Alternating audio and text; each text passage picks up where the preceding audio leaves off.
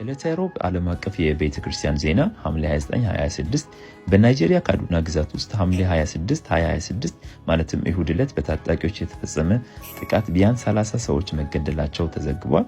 እስካሁን ማን እንደፈጸመው በይፋ ባይረጋገጥም አካባቢው በተደጋጋሚ በታጣቂዎች ጥቃት የሚደርስበት እንደሆነ ኤፒ ኒውስ ዘግቧል። በተመሳሳይ ደግሞ በሱዳን ያለው ጦርነት እየተባባሰ ከመምጣቱ ጋር ተያይዞ ቤተክርስቲያን ቤተሰቦችም ሰው አገልጋዮችም ከባድ ሰብአዊ ችግር ውስጥ እንዳሉ እየተገለጸ ይገኛል። የክርስቲያን ድርጅቶች ምግብ፣ መድኃኒትና መንፈሳዊ ድጋፎችን ለማድረስ እየሰሩ መሆናቸውም እየተዘገበ ይገኛል። ዘገባውን ያደረሰልን ሚሽን ኔትወርክ ኒውስ ነው።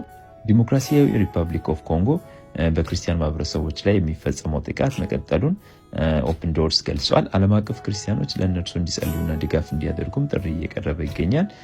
ስለዚህ እኛ በሰላም ያለን ክርስቲያኖች ልንጸልይላቸው ይገባል። የእግዚአብሔር እጅ ይነሳላቸው በኢየሱስ